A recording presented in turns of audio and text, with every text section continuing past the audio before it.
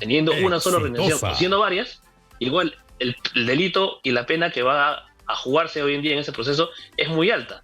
Ujú. Por lo menos estamos hablando, entre todos los delitos que están incurriendo, por una pena mínima de 12 años. La primera Fiscalía Anticorrupción, tercer despacho de la primera Fiscalía Anticorrupción de Lima, Centro, abrió investigación preliminar al presidente de APP, César Acuña, a fin de esclarecer la presunta comisión del delito de tráfico de influencias en torno al audio de una reunión con congresistas de su partido. Este audio que ha terminado en la censura de Lady Camones. Nosotros estamos enlazados con Juan Peña, abogado penalista, y quisiéramos que nos explique un poco de qué se trata esta investigación, que recién empieza, por supuesto. Bienvenido, doctor Peña, a Exitosa. Hola Karina, ¿cómo estás? ¿Qué tal? Muy buen día. Muchas gracias por la invitación. Muy buen día, y la pregunta es la misma, ¿no? Es decir, hay un audio donde se escucha que el señor Acuña le está dando órdenes a Lady Camones. Y Lady Camones era la presidenta del Congreso de la República, ha sido destituida, ha sido censurada. Entonces, la Fiscalía ha abierto una investigación preliminar por tráfico de influencias. Esto, primero, que tiene una prueba, ¿no? Que es un audio. Segundo, que no han salido a negar los audios. Y además, que tiene una trascendencia fuerte porque él dice que le Exitosa. conviene, ¿no? O sea, no le conviene al país, le conviene a él para una posible ventaja entre los otros candidatos. ¿Qué podría acarrear esto en términos penales? Bueno, de hecho, nuestra normativa penal sanciona este delito de tráfico de influencias para, en este caso, él no como funcionario público, sino porque acordémonos de que él actualmente no tiene la calidad de funcionario público.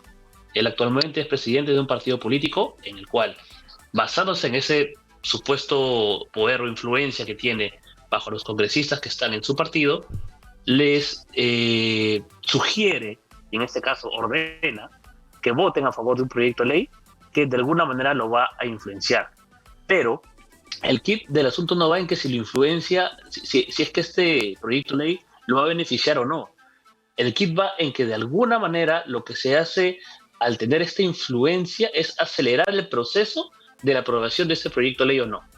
Es lo que de alguna manera se va a castigar. ¿En qué fecha se debería haber aprobado o no? Eso es otra materia. Lo que lo que la norma penal va a sancionar, en este caso que la Fiscalía va a investigar, es que si efectivamente ese proyecto ya tendría que verse aprobado y si está dentro del plazo para hacerse. De alguna manera, la influencia se entiende clarísima en los audios. Eso creo que ninguna de las partes lo va a poder negar. Y la Fiscalía, de alguna manera, tiene una prueba muy idónea para posiblemente hasta pasar una etapa preparatoria desde ya. No creo que sea necesaria una investigación preliminar de indicios, de declaraciones. Hoy en día ya se tiene una grabación donde efectivamente, como lo has narrado, ninguna de las partes ha negado que sea su voz la que se escucha en estos audios y que además simplemente con 5 diligencias o 6 diligencias, Exitosa. la Fiscalía tendría un caso muy sólido. Uno, una pericia grafotécnica, una pericia de voz para evidenciar si las voces de las personas son las mismas o no, sus declaraciones y si es que de verdad se aprobó el proyecto de ley o no. Entonces, con eso se debería probar si es que hay un tráfico de influencia o no y si se llevó a cabo este delito. Más otra diligencia no creo que sería oportuna o sería un desgaste adicional para este caso. Muy bien, tengo entendido que no se ha aprobado porque faltó tiempo. Si no se ha aprobado, sigue siendo delito la tentativa de hacer algo, porque recuerdo mucho el tema de Keiko Fujimori, ¿no? A Keiko Fujimori, no sé cuál es el término jurídico, pero me parece que hasta la metieron a la cárcel porque tenía una bancada con la cual podía obstruir, ¿no? Entonces, ¿cómo queda esto? El señor sigue teniendo una bancada, sigue teniendo poder, y aquí hemos visto como la punta del iceberg. ¿Qué pasa si es que ha sido su modo de operar? Esto es lo único que hemos visto, pero si se escarba, se encuentra. Claro, de hecho, mira, una de las cosas que pasó con la señora Fujimori es que de alguna manera se le imputaba obstrucción a la justicia por ser presidenta de ese partido político, que mediante sus congresistas realizaba llamados de atención a los fiscales que en ese momento le investigaban o realizaba algún tipo de comentarios que entorpecían supuestamente la investigación que tenía el fiscal José Domingo Pérez. Eso era lo central en el caso de la señora Fujimori. En el caso de la señora Acuña, lo que sucede es que a raíz de este audio, lo que se evidencia es que él está utilizando su investidura como presidente del partido político para cometer un ilícito penal, que es el de tráfico de influencias. Si es que se prueba de esta manera, con otras evidencias adicionales, que él es un modus operandi, lo que la Fiscalía podría hacer fácilmente es realizar la medida que se llama suspensión de derechos. Esto es, como tú estás utilizando tu cargo de presidente de una organización política para cometer ilícitos penales como el tráfico de influencia, yo le voy a pedir a un juez que mientras termine de investigar, te suspenda esa posición. Porque lo que tú estás haciendo indebidamente es utilizar ese cargo para cometer ilícitos penales. Y mientras investigo, te lo suspendo. Porque si no, vas a continuar en esta situación. Eso es lo que fácilmente el Ministerio Público creo que sería la medida más sencilla que podría tener la Fiscalía de poder retirar al señor Acuña del cargo de presidente del partido político. Retirarlo del partido político y se podría, mediante los jurados especiales electorales, retirarlo de la candidatura por lo que ha tratado de hacer. De repente una suspensión para poder ejercer este cargo. Sí lo podría hacer. A través del Ministerio Público, con un requerimiento, el Poder Judicial podría ordenar que se le suspenda para poder postular a cualquier cargo público mientras dure la investigación. Eso sí no tendría ningún problema en poderlo hacer el Poder Judicial, de que lo ordene, pero siempre y cuando previo un requerimiento de la Fiscalía y que sustente el porqué. De hecho, este audio genera un sustento muy particular, ya que antes no habíamos escuchado a un presidente de una organización política ordenarle a sus parlamentarios votar de alguna manera u otra o no, para el beneficio ya sea de él o de un tercero. Es primera vez creo que tenemos un audio de esta magnitud y que no hay ni siquiera una negativa del contenido de estos audios. Es decir, en este gobierno pasan cosas increíbles, ¿no? Es la primera vez que tenemos a un presidente de la República investigado con tantas carpetas abiertas y ahora es la primera vez que escuchamos a un presidente del partido que tenía a la presidenta del Congreso mandoneándola y diciéndole que para su beneficio quiere que se declare como distrito a Alto Trujillo. ¿Y qué pasa con los congresistas en materia penal? ¿Qué pasa con los congresistas? Porque Lady Camones y ninguno de los que estuvieron allí le dijeron: un ratito, eso está fuera de la ley, eso no se puede hacer, señor, usted no está en su chacra, este es el Congreso de la República. Acá venimos a servir, no a servirlo a usted ni a su candidatura. De hecho, ellos como congresistas, de alguna manera, lo que debieron haber hecho moralmente es primero lo que tú sugieres, ¿no? Indicarle de que efectivamente no tendrían por qué aceptar una orden por más presidente del partido político que sea, pero adicionalmente a ello hay que ver cuáles fueron sus decisiones después de esta orden, ¿no? Si es que efectivamente la realizaron, si es que efectivamente hicieron caso omiso a lo ordenado por su presidente político, y de alguna manera ver, y la Fiscalía va a tener que tomar sus declaraciones también para ver si es que tienen algún tipo de responsabilidad penal o no. Porque si hubiera sido el caso, el tráfico de influencia sí se llegó a realizar. De alguna manera, lo que se va a castigar o no es uno, quien ante su poder trafica con su influencia. Decirle a los congresistas, quiero que voten de esta manera. Y además, si es que estas personas obedecieron o no lo requerido por esta persona. Si es que la influencia se llegó a dar o no. Entonces, hay que tomar sus declaraciones y ver también qué fue lo que hicieron luego de esta orden de su representante. No, claro que el distrito todavía no ha sido formado, porque él dio la orden y todavía faltó tiempo, ¿no? Estaban en semana de representación, pero en ese momento la reacción fue de sumisión. Eso en realidad te da cuenta de que nadie alzó la voz y dijo, no, así no se hacen las cosas, pero se quedaría en tentativa. Y además va a ser bien complicado, sin un audio de por medio, tener la certeza que lo otro pudo ser para favorecer a alguien, porque van a decir, nosotros somos disciplinados y tomamos, no sé, acuerdos de bancada y somos democráticamente obedientes o democráticamente todos vamos por el mismo camino, ¿no?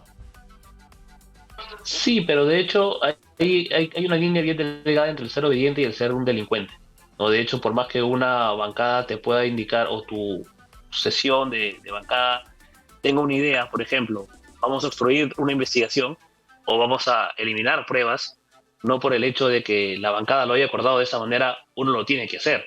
De hecho, hay un límite entre lo que es bueno y malo y entre lo que es tu función o no como congresista, como funcionario público y hasta como ciudadano.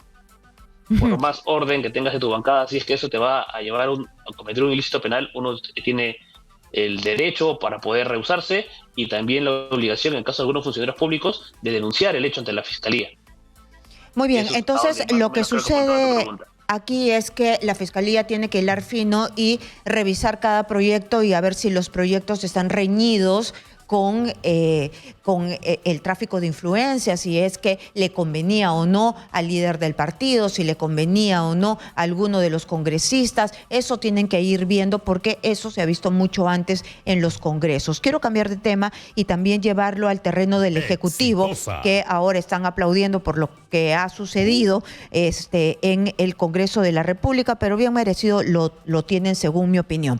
A usted le quiero preguntar sobre esta inclusión que ha habido del Premier y del ministro de Justicia en esta investigación enorme, cada vez más grande, que tiene la Fiscalía por presunta organización criminal desde el poder, ¿no? Se le incluye al Premier cuando era ministro de Justicia, a Aníbal Torres, ha sido incluido a partir de las declaraciones de Karenin López sobre un presunto ofrecimiento que le hizo a Bruno Pacheco para la salida del país. Y también por esta reunión clandestina que tuvo con Bruno Pacheco también. Nadie sabe por qué se reunieron en algún lugar de Surquillo y conversaron, y por eso se le requiere y se le incluye en esta investigación. A Félix Chero se le incluye en la investigación porque un colaborador eficaz ha dicho que fue a buscar a Villaverde, a Samir Villaverde, cuando estaba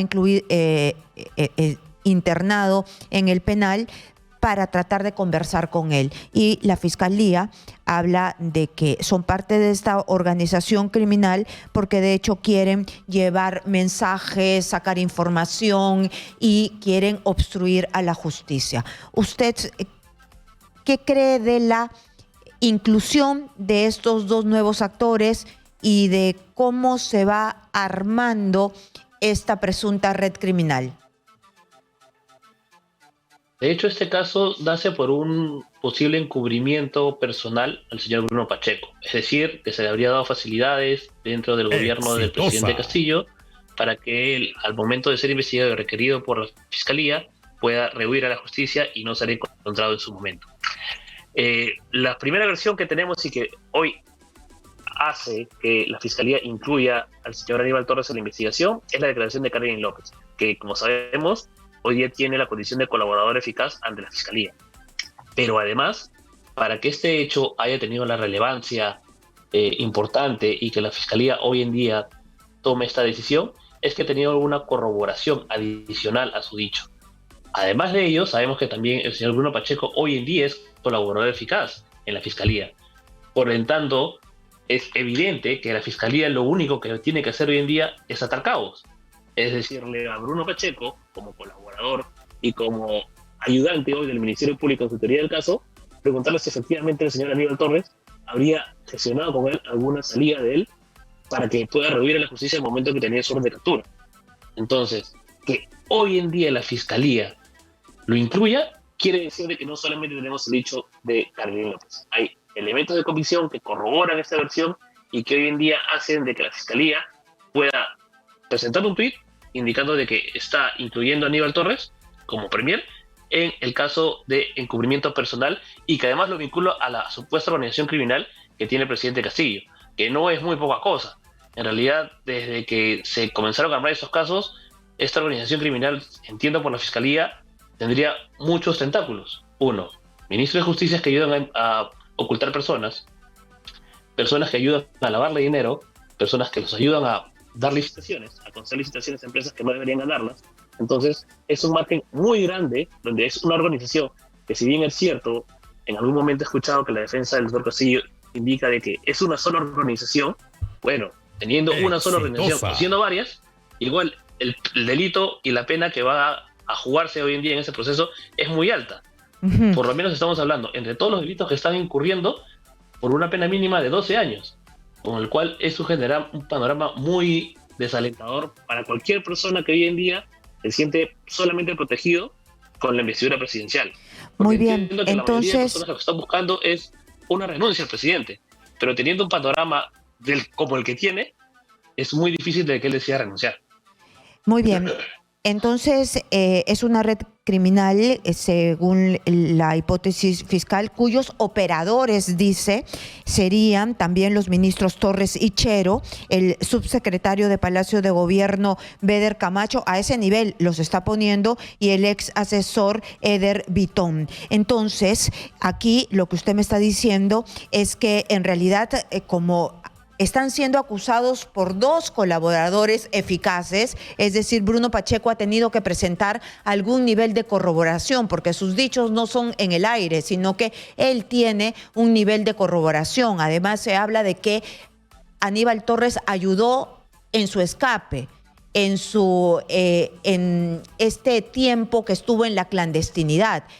Aníbal Torres también aceptó que se reunió con él fuera de las instalaciones de la PCM. Y en Félix Chero es otra cosa. Samir Villaverde, que también está colaborando con la justicia, ha dicho que cuando estaba en internado en Ancón, un emisario de Félix Chero fue a buscarlo. Entonces, aquí estamos hablando pues de Karelyn López, de Samir Villaverde,